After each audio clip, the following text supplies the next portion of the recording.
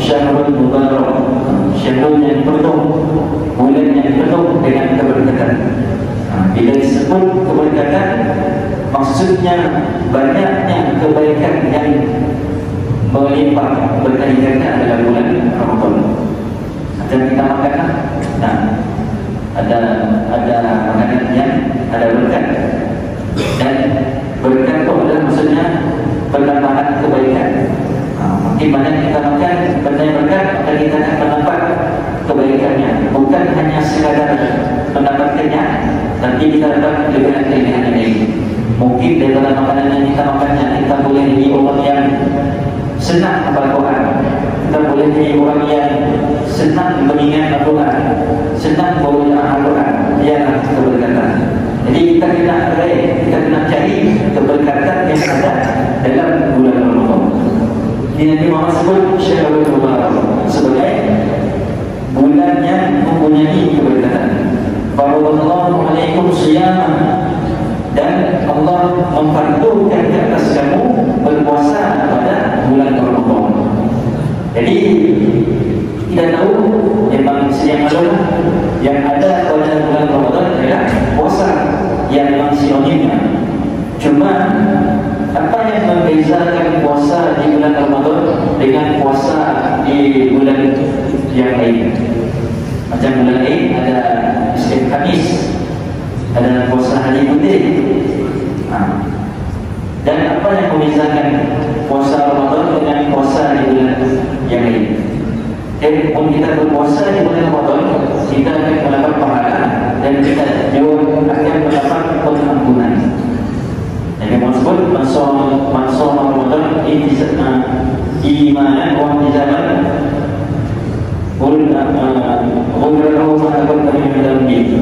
akan sesiapa yang berpuasa di bulan Ramadan dengan penuh keimanan, maka akan ampunkan dosanya yang lalu. Bayangkan amalan yang kita ulang tanpa kita perlu minta ampun pun Allah, tanpa kita perlu astagfirullahaladzim, astagfirullahaladzim, ya Allah ampunkan dosaku. Kita sebelum minta pun atau nanti Allah mengampunkan dosa kita dengan puasa kita. Macam ni adalah ada beberapa amalan ataupun ibadat yang lain yang kita ulang, kita dapat pahala dan kita dapat pengampunan juga. Jadi tapi dengan syarat kita mesti puasa di bulan Ramadan dengan penuh keimanan, barulah kita mendapat keampunan dari Allah Subhanahu Wa Taala. Yang mana bila sebut mengenai pengampunan itu, kita sebagai manusia jarang kita nak mencari pengampunan. Kita biasanya berebut nak tambah pahala. Kita berebut nak sedekah, kita berebut nak baca Quran, kita berebut nak solat sunat. Kadang-kadang kita lupa nak meminta ampun. Biasanya manusia kadang-kadang merasakan si mana dosa. Ialah yang menjadi penyebab kita ulang meminta ampun dan kita lebih dan menjadi pahala. Jadi kita kena sertakan sekali dalam amalan yang kita buat dalam kehidupan sehari kita kena sertakan sekali dengan memohon ampun kepada Allah SWT. Dan alhamdulillah Allah berikan kurniaan kepada umat Nabi Muhammad, yakni kita puasa yang ada ganjaran pahala dan puasa yang ada pengampunan sekali di dalamnya.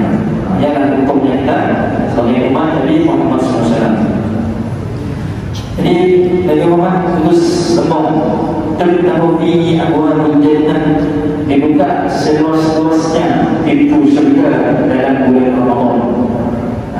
Apa maksudnya bila dibuka pintu syurga dalam bulan Ramadan? Pintu syurga dibuka, tapi kita tak dengar apa yang kita dapat. Apa yang kita dapat, kita akan bantu hasil dalam masuk syurga. Jadi maksudnya adalah peluang kita meraih pahala di dalam bulan Ramadan makin besar dan makin mudah.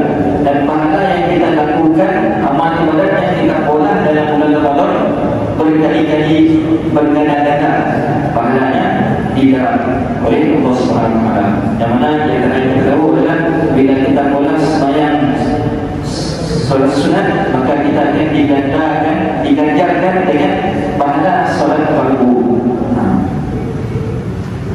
Kemudian disebut waktu lalu fi ahwalul jahil, dan ditutup dengan era-eranya pintu neraka.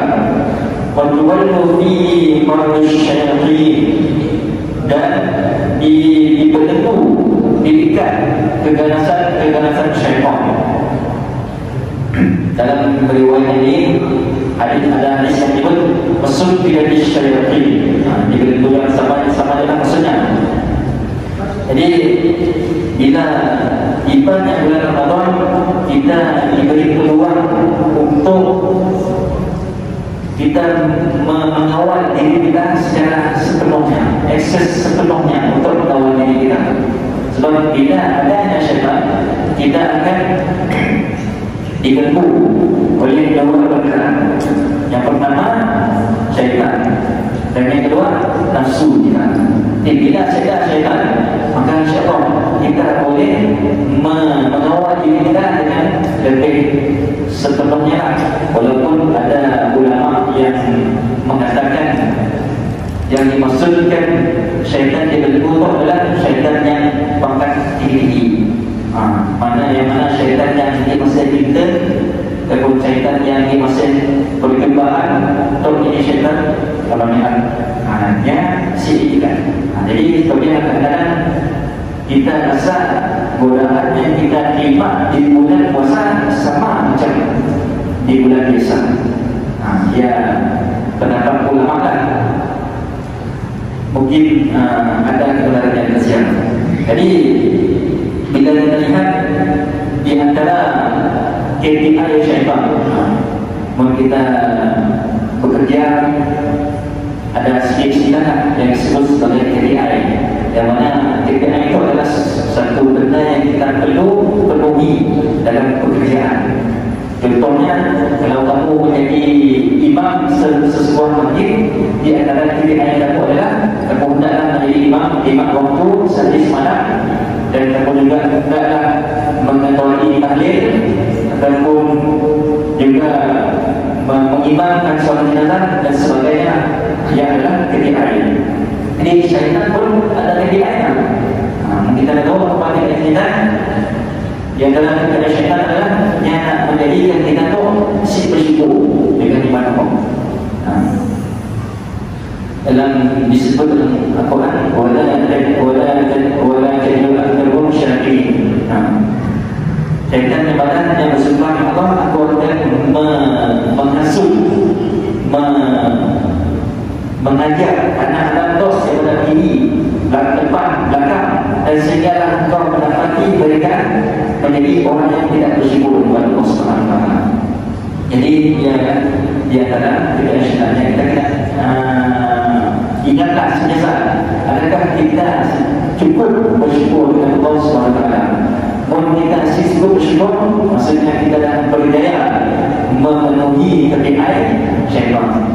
Jadi kita kena berhati-hatilah, takut kita tergolong daripada manusia yang kufur, yang tidak bersyukur dengan nikmat yang Allah beri. Kemudian wafihi lailatul khairun min alfi syahr, dan pada bulan Ramadan ini ada satu malam yang lebih baik daripada 1000 bulan.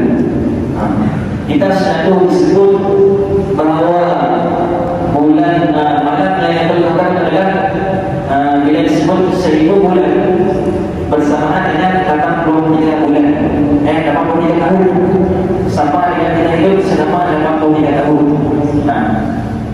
Tapi bukan bermakna kita beribadat pada malam Lailatul Qadar sama pahalanya dengan kita beribadat selama 83 tahun. Tapi Allah menggunakan perkataan khairun min alfi syahr, lebih baik daripada 83 tahun. Jadi kasih tahu bahawa boleh jadi infinity, boleh jadi seolah-olah kita hidup dengan dunia itu berkali-kali. Mungkin kita ditakdirkan hidup seperti umur kita 85 tahun. Tapi bila kita beribadat pada malam yang mungkin kita beribadat sama dengan kita hidup 85 tahun sebanyak 10 hari, 85 tahun sebanyak 10 hari, mungkin 850 tahun lah. Jadi sebabnya kita kena untuk peluang untuk mencari malam Lailatul Qadar. Yang mana kita tahu malam Lailatul Qadar di antara waktunya yang masyhur disebutkan dalam hadis sebelum malam terakhir, dan di antara tanda-tanda yang dekat lagi dengan malam Lailatul Qadar adalah yang berada di separuh kedua yang terakhir sebelum malam terakhir.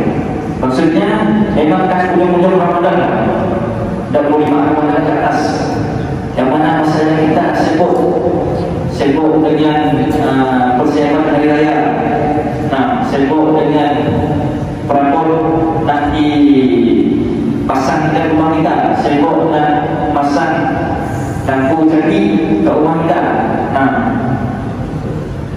Pada akhir-akhirnya lah, pada bulan malam Lailatul Qadar. Sebabnya lah kita kena tukar nasib kita.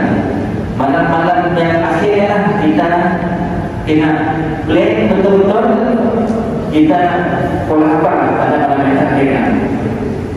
Mungkin ada di kalangan kita yang kelebihannya yang kuat solat, hanya boleh plan untuk solat sunat, tahajud, hajat, taubat, tasbih pula.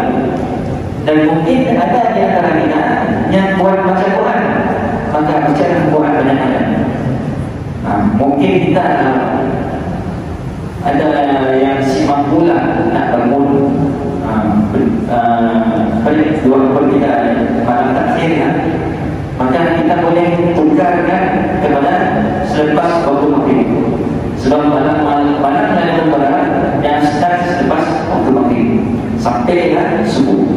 Bayangkan kalau kita baca Al-Quran selepas maghrib ataupun selepas tarawih, baca Al-Quran terus, menasah kunci sedar terus pula lepas tarawih. InsyaAllah kita akan dapat kelebihan malam Lailatul Qadar.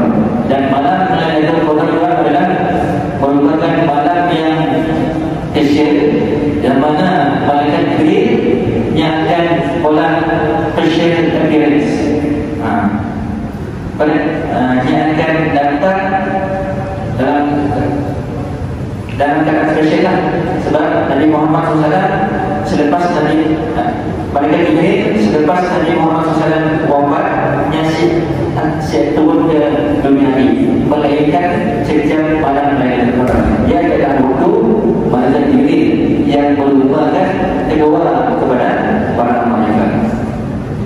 Dan yang terakhir sekali dalam hadis yang paling menakutkanlah, kita ayat ini hadis man qulina khairan faqad qulim.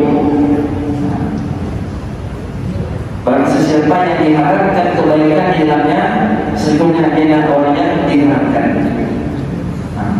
Nampak macam simpel. Maksudnya seolah-olah mungkin tidak langsung dapat apa-apa kebaikan di dalam bulan Ramadan, maka kita sangat rugi. Ini takutlah kita untuk menjadi orang yang diharapkan untuk mendapat kebaikan dalam bulan Ramadan. Jadi bila kita ada mengenai kebaikan yang kita takut kita dapat daripada bulan Ramadan, ada sekian hadis yang disebut oleh Nabi Muhammad SAW, yang mana kisah Nabi Muhammad SAW yang menaiki atas mimbar. Masanya Nabi Muhammad yang pernah menggunakan mimbar yang beralaskan dengan pelatang tamar dan dioffer oleh para muslimah zamannya untuk membina mimbar yang ada 3 step tanah, 3 step tanah. Dan diceritakan pelepah tamarnya menangislah sehingga Nabi Muhammad SAW belum dan mengunjungnya, sebab Nabi Muhammad dan Nabi Muhammad yang tahu. Dan kemudian cerita dalam hadis menceritakan apabila Nabi Muhammad menaiki anak tangga yang pertama, Nabi Muhammad menyebut Amin. Dan kemudian anak tangga yang kedua, Nabi Muhammad menyebut Amin juga. Dan yang ketiga, anak tangga yang ketiga pun Nabi Muhammad menyebut Amin. Jadi sebagaimana yang kita tahu, para sahabat baginda Rasulullah SAW merupakan orang yang sangat teliti, sidaknya sangat teliti, sidaknya sangat fokus dan melihat apa yang dibuat oleh Nabi Muhammad SAW. Sehingga kita perkara yang Nabi Muhammad buat, sidaknya akan perhatikan dan sidaknya akan cuba untuk mengikuti apa yang dibuat oleh Nabi Muhammad. Ialah para sahabat, kecintaan para sahabat terhadap Rasulullah SAW. Jadi para sahabat pun bertanya kepada Nabi Muhammad, wahai Rasulullah, kenapa kami orang tua kita setiap kali naik tangga mimbar kita sebut Amin sebanyak 3 kali? Jadi Nabi Muhammad SAW pun menyebut, sesungguhnya Jibril AS datang kepadaku, dan masa Jibril datang kepada Nabi Muhammad SAW, Jibril mendoakan beberapa perkara, dan mana doa itu disuruh untuk Nabi Muhammad SAW menyebut Amin terhadap doa itu. Jadi antara doa yang disebut oleh malaikat Jibril ialah, barang siapa yang bertemu dengan bulan Ramadan tetapi tidak diampunkan baginya, maka dia akan dimasukkan ke dalam neraka serta dijauhkan daripada rahmatnya. Jadi ada dalam riwayat Isra ada disebut pada bulan benar dimasukkan ke dalam neraka, dan ada yang dalam riwayat lain menyebut Roli Mahanfu, maksudnya yang dijauhkan daripada rahmat Allah. Barang siapa yang menemui Ramadan tapi yang masuk silakan apa-apa kebaikan pun dalam Ramadan, bayangkan yang menakutkan dalam itu tersebut adalah pada bulan benar dimasukkan ke dalam neraka dan dijauhkan daripada rahmat Allah. Sangat rugi bila kita ada peluang untuk masuk Ramadan tapi kita sudah apa-apa. Mungkin juga amalan sufi, amalan para sufi yang mana setidaknya mendoakan untuk direzekikan untuk bertemu dengan Ramadan daripada 6 bulan pertama lagi sebelum bulan Ramadan, tidaknya berdoa agar ditemukan dengan Ramadan. Kita kalau boleh kita anggap Ramadan itu macam satu dunia keuntungan. Kalau kita bayangkan main lah bola announcement hari itu kena orang bola semua free dan boleh ambil bila-bila masa. Macam ni adalah kita boleh anggap Ramadan dengan kelebihan syaitan dibelenggu, kelebihan bulan yang membawa berkat, pintu syurga dibuka, pintu neraka ditutup. Kita disebabkan dengan sel-sel yang ada dalam yang diumumkan kepada Madinah, yang umumkan engkau boleh datang ke Madinah dan ambil apa yang ada dalam Madinah itu.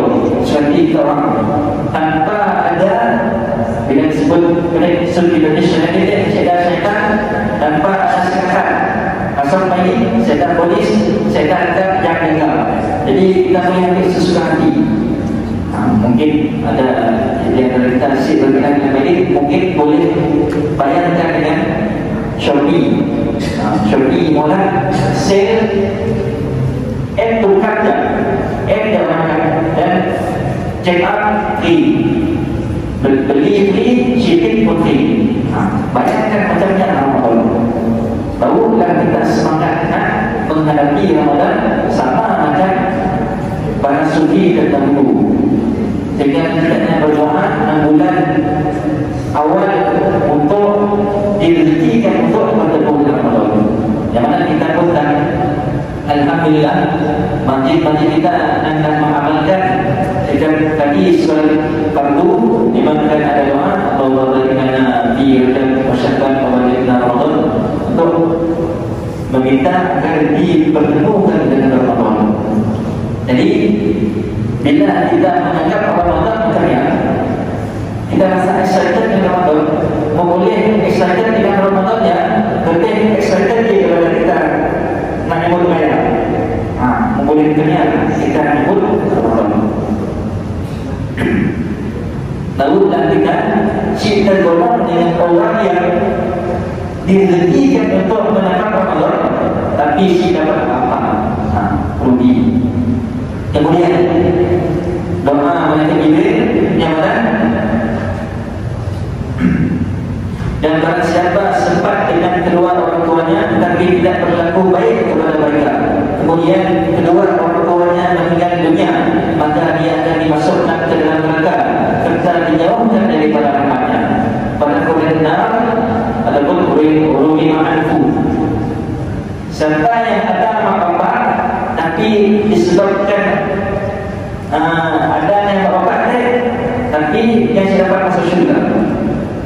Yang maksudnya yang berbakti dengan mak-bapak, yang berbakti langsung pun dengan mak-bapak. Jadi di antara suruhan Allah yang tertinggi adalah yang pertamanya Allah suruh kita taat dengan Allah, dan yang keduanya adalah Allah suruh kita taat dengan Rasul, dan yang ketiga adalah Allah suruh kita taat dengan mak-bapak. Sehingga kan ada satu riwayat, ada seorang yang penuh dengan dosa yang pernah mengajar Ibnu Abbas, yang nak bertaubat, dan Ibnu Abbas tanya-tanya, kau ada mak-bapak sih? Tidak ada mak-bapak sih. Jadi orang yang berusaha saja itu mana? Saya. Jadi Ibnu Abbas itu tanya macam ni nak bertaubat, dan ada orang yang tinggal bersama Ibnu Abbas, bertanyalah dengan Ibnu Abbas, kenapa masanya tanya kita macam ni nak bertaubat, tak tanya yang masanya bawa sih. Jadi Ibnu Abbas kepada di antara perkara besar dalam ketaatan dalam agama Islam itu adalah kita mentaati mak bapak kita. Sangat besar. Dan kita semua, anak-anak semua, bila kita dah besar kita, bila menyebut soal pemberian nafkah atau pemberian duit kepada mak bapak, jadikan pemberian duitnya kepada mak bapak yang adalah prioriti pertama kita. Mungkin kita orang belajar ilmu pengurusan wang, memang kita disuruh bila masuk lagi, terus ada portion dalam penyampaian kajian kita simpan dalam simpanan. Dalam arti kata lain, dalam aspek mentaati mak bapak, dalam kajian yang pertama sekali kita ingat adalah nak berikan mak bapak dalam gaji kita. Boleh macamnya kita menganggap mak ayah kita. Jadi bila tidak ada mak-bapak tapi kita silakan masuk syurga dengan dia, maka disebut didoakan oleh malaikat Jibril untuk dijauhi daripada rahmat dan didoakan untuk masuk neraka, dan disuruh oleh Nabi Muhammad untuk mengambil doanya. Bayangkan Nabi Muhammad yang jangan mendoakan benda-benda yang negatif, jangan. Nabi Muhammad selalu mendoakan perkara-perkara yang positif. Cuma ada beberapa perkara yang Nabi Muhammad mendoakan ini. Tapi doa yang betul dan didoakan oleh Jibril diambilkan oleh Nabi Muhammad SAW. Dan seterusnya doa yang ketiga yang didoakan oleh Nabi Jibril adalah dan barang siapa yang disebut kepadanya dan dia tidak bersalawat kepadaku, apabila disebutkan nama Nabi Muhammad di hadapan seseorang dan dia tidak bersalawat kepadaku, maka dia akan dijauhkan daripada rahmat Allah Subhanahu Wa Taala. Rugi ma'anku.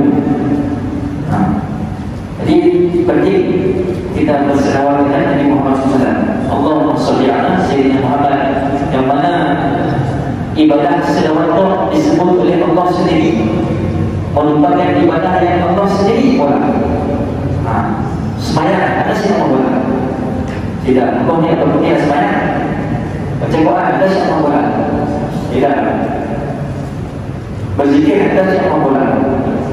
Diberi antara ibadat yang Allah buat adalah selawat. Yang kita selalu ingat sebagai iman, innallaha wa malaikatahu yusalluna 'alan nabi. Sesungguhnya Allah dan para malaikatnya berselawat ke atas Nabi Muhammad SAW. Ya ayyuhalladzina amanu sallu 'alaihi wa sallimu taslima. Wahai orang yang beriman, lawatlah ke atas Nabi Muhammad SAW. Dan ada riwayat dalam hadis menyebutkan mau kita berdoa kita kena selipkan sekali selawat. Bagi adalah imam-imam selalunya doa alhamdulillahirabbil alamin wassalatu wassalamu ala asyrafil anbiya'i wal mursalin. Ya selawatnya dan akhir sekali yang doa wassallallahu ala sayyidina Muhammad. Kita berdoakan dan disebut mendoa yang siap selawat, maka doa yang siap akan naik ke atas. Dan disebutlah dan riwayat bertanya kepada Nabi daripada doanya 1/4 kepada doanya yang kita selawat dan 3/4 kepada doanya adalah doa. Nabi mana boleh 3/4 kepada doa yang adalah selawat dan 1/4 doa lagi bagus. Dan hadis yang berakhir dengan kita hanya selawat saja tanpa kita berdoa, maka Allah akan makbulkan doa yang kasih sebut pun. Dan menunjukkan tingginya amalan berselawat itu. Jadi kita kena sejasa Allahumma shalli ala Muhammad. Dan di antara perkataan yang kita boleh sebut masa khutbah Jumaat adalah selawat. Kadang-kadang khutib pun Nabi Muhammad sallallahu alaihi wasallam bersabda, maka kita yang ibadah boleh doa sallallahu alaihi wasallam. Walaupun kita disuruh untuk si boleh kata masa khutbah dijalankan, kita sudah dekat, kita main batu si boleh dianggap sebagai makanan yang sia-sia. Patah lagi menipur kalau khutbah waktu sangat sedihlah. Kami sedihlah berjumpa melihat dua anak muda, anak-anak itu silat macam dia. Ada yang anak muda ataupun orang tua pun ada dua, yang berumur pun ada dua.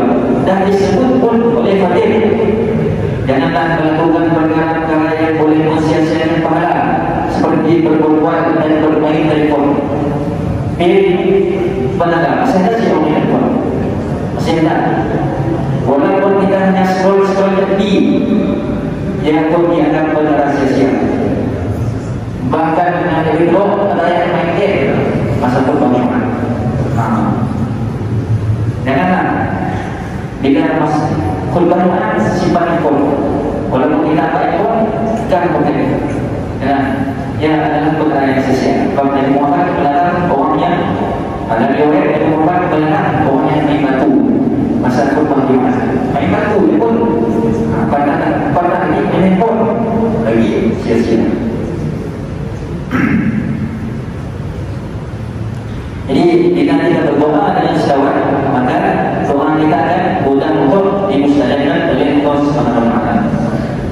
Jadi sehingga kan dalam hadisnya pun malaikat Jibril suruh Nabi Muhammad menghadirkan untuk orang yang dapat rezeki untuk memasuki Ramadan tapi masih dapat apa adalah bulan Ramadan rugilah.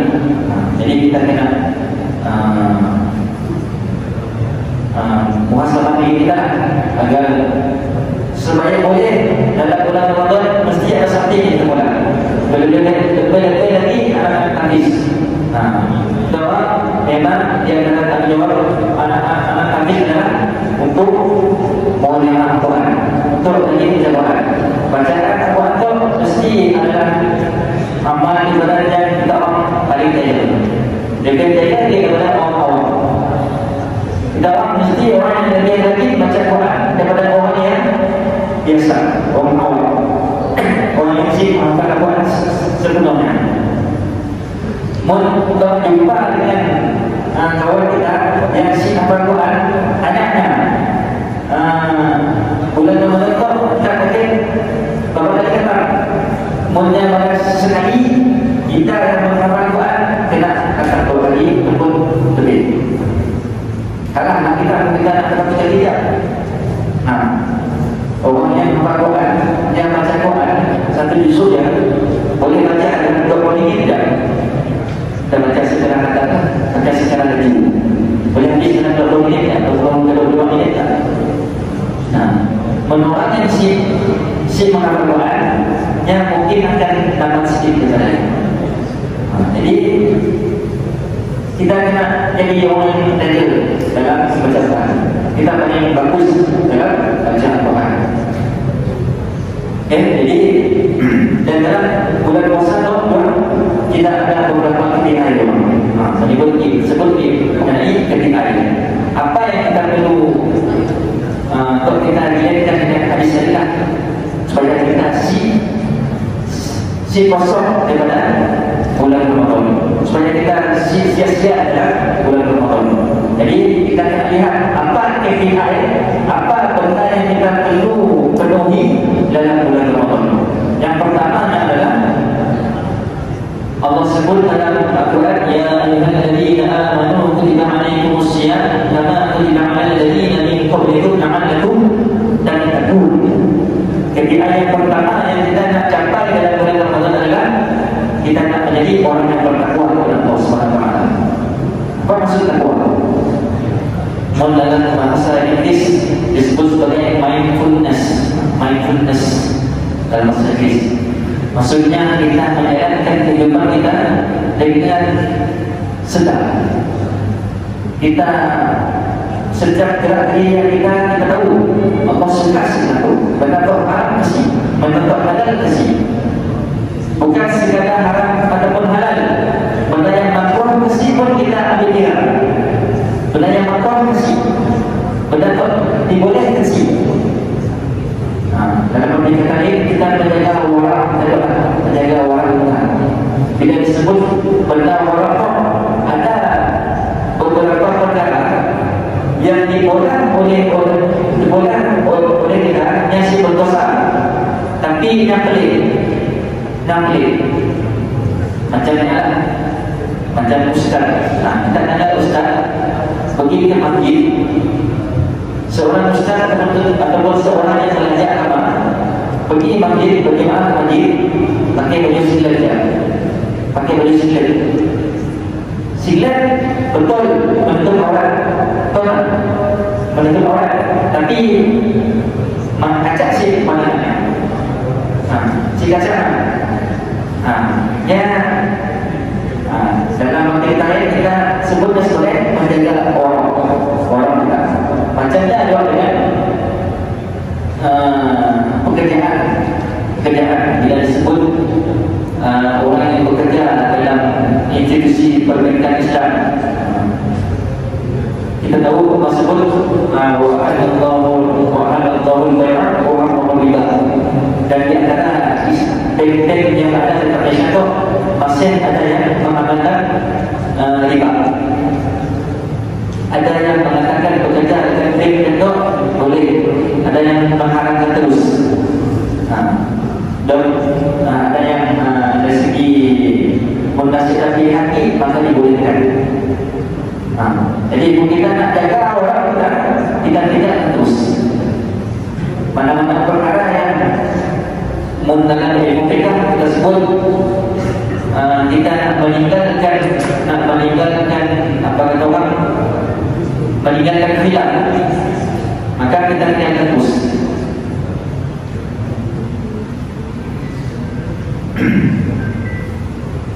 Maksudnya juga kita terlibat dengan urusan perbankan ataupun bekerja dengan institusi bank.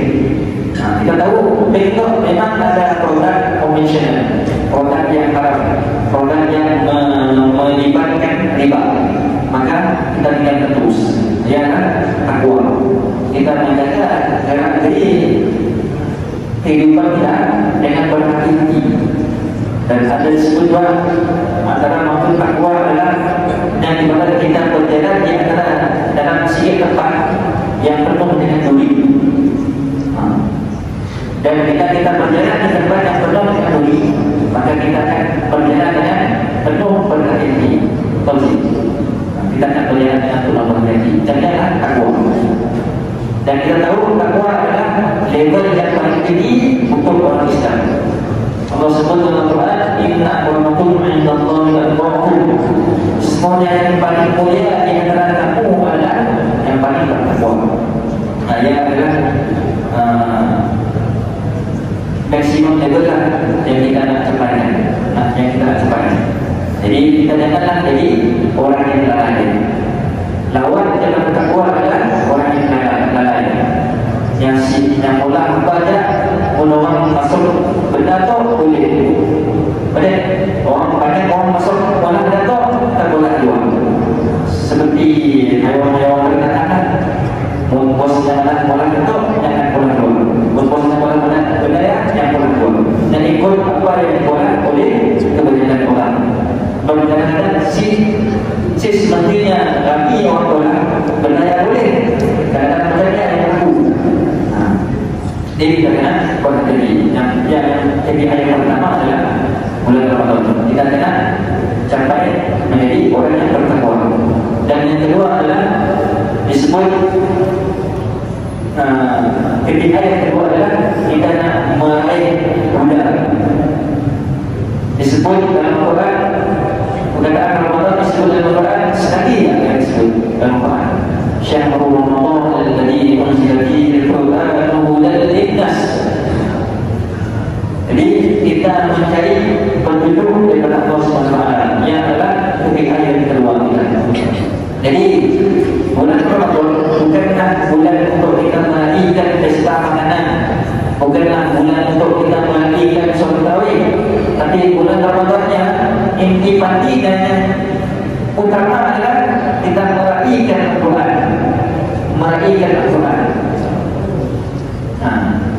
Walaupun kita 30 hari sinis bayar tarawih 32 rakaat dan kita tetap sekali Al-Quran, tapi pun kita ada kontak ataupun mendapat sesuatu daripada pengajaran Al-Quran, maka kita sedikit rugilah siap. Jadi kita kena di samping kita membaca Al-Quran, kita kena berusaha untuk memahami Al-Quran. Di antara tujuan Al-Quran diturunkan oleh Allah disebutkan dalam ayat tadi, unzila fihi al-Quran hudan lin-nas, menjadi petunjuk kepada manusia. Petunjuk kepada manusia. Kemudian orang Yunani yang menerangkan bukti-bukti, orang Yunani dengan wal-Furqan sebagai pemisah di antara yang benar dan yang batil. Dan yang seterusnya, kebiasaan kita yang terakhir di dalam bulan Ramadan adalah kita kena jadikan diri kita sebagai orang yang bersyukur dengan hidayah yang Allah beri kepada kita. Dalam ayat Syahrul Ramadan tadi disebut dalam nas ini, walitukmilul iddata walitukmilul iddata walitukabbirullah ala ma hadakum wa la'allakum tashkurun. Supaya kita Allah sebut Allah bawakan kemudahan untuk kita dan Allah tengok kesusahan untuk kita agar kita dapat memenuhi tuntutan Ramadan selama 30 hari dan kita membesarkan Allah. Walitukabbilullah ala ma hadakum, kita membesarkan Allah atas hidayah yang Allah beri kepada kita. Yang mana kita bertakbir pada hari raya bulan Syawal, kita akan bertakbir dan kita kena bayangkan takbir kita yang adalah sebagai tanda syukur kita kepada Allah SWT atas nikmat hidayah yang Allah beri kepada kita. Walitukabbilullah ala ma hadakum wa la'allakum tashkurun, agar kita menjadi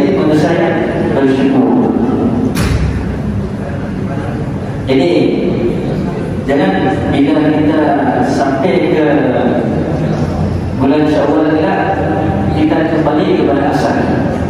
Dan kita rasa bersyukur sebab Ramadan habis. Jangan sesekali kita cuba terdetik dalam hati kita, yes, alhamdulillah dah habis dah Ramadan. Bolehlah aku makan pagi-pagi, bolehlah aku minum air pagi-pagi. Jangan kita rasa banyak. Jangan kita jadi manusia yang ekor lagi kata syahadat bila di bulan Syawal. Jadi kita tidak berhati-hati. Dan di antara yang usaha yang kita boleh olah untuk memenuhi tiga itu adalah kita kena olah dan kita mengawal diri. Di antara yang dianjurkan dalam bulan Ramadan adalah kita mengawal diri kita dan menganjurkan Islam menganjurkan kita untuk mengawal diri kita. Allah masih suruh kita bunuh nafsu kita. Allah masih suruh kita buang nafsu kita. Kita memang masih dapat buang, kita memang masih dapat bunuh nafsu kita. Berbiarlah ada di antara agama yang sangat bertentangan dengan fitrah manusia, sehingga si boleh kahwin. Nah jadi itu si boleh kahwin, maka bertentangan dengan kemauan fitrah manusia. Manusia mau kahwin, mau nikah. Nah, Islam boleh bulan semuanya, tapi dengan mengikut syarat Islam. Nak bersama dengan wanita ataupun pasangan, kena kahwin dulu. Nak makan, kena puasa dulu di bulan Ramadan. Allah sesuai kita si mahlus, kita pasti boleh makan. Jadi kita juga dalam pemakanan kita kena berlima cepat. Kita ada statistik yang disebut dalam segi penelitian itu sangat menyedihkan. Jumlah makanan yang dibuang dalam bulan Ramadan di seluruh Malaysia adalah sebanyak 90,000 tan dalam bulan Ramadan. Jumlah makanan yang dibuang di bulan Ramadan sebanyak 90,000 tan. Satu tan bersamaan dengan 1,000 kilogram. Dengan 90,000 tan berapa kilo? Dan kita tahu di bulan Ramadan itu adanya buffet di BCG, adanya buffet di Hikmah Exchange, ada buffet di hotel-hotel, adanya makanan-makanan tempat lain. Dan pun macam-macam lah negeri makanan. Banyak semua ya. Memang pokok makanan yang terbuang. Berjalan menyebabkan 90,000 tan makanan dibuang di bulan Ramadan. Kan sangat menyedihkan. Dan mana kita semua pokok tidak memazir. Dan kita tahu memazir itu adalah saudara bulan syaitan. Jadi kalau boleh kita dalam keluarga kita sebelum kita tidur malam dalam kita cetak makanan adik, cetak leftover. Beli makanan dekat pasar dan beli makanan cukup, tak lagi beli terus. Beli makanan tempat lain tak cukup, karena tak lagi. Bertakut tidak habis. Ialah benda yang biasa yang berlaku. Nah, kalau kita ada Nabi Muhammad, kita tahu Nabi Muhammad berbuka dengan kurma dengan air, dan Nabi Muhammad akan sembahyang. Kita tahu sih selepas Nabi Muhammad sembahyang dia makan isi. Macam kita makan hati, kita akan lagi minyak berat untuk makan. Bahkan lepas terawih kita akan ada goreng, ada makan ni. Jadi macam kalau dia kata kita tunggu elakkanlah, sedihlah di bulan Ramadan berlakunya pemaziran yang sangat besar, sehingga kan ulama mengatakan ada beberapa perkara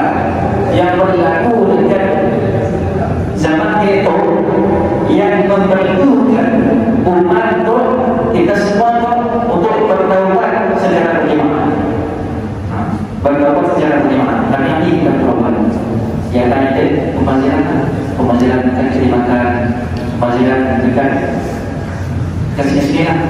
Kita kena jaga lah. Okay? Maksudnya kita yang rasa portfolio kita boleh usahakan untuk si makan mereka, si makan mereka seperti mana Nabi Muhammad SAW yang si makan banyak dan disebut di antara kalian dokter yang mana mau kita makan terlampau banyak kita si dia energi pun saya kena ada energi sebabnya kita makan kadang-kadang kita akan ada rasa ngantuk. Nah, kita akan ada rasa ngantuk. Sebenarnya lebih sedikit tidak ada yang kita cukup untuk makan sebenarnya. Bagaimana kita makan sedikit, biasanya imam lah. Siapa yang berpendapat dengan imam menjadi imam akan masuk malam yang jadi imam terawih memang berpendapat.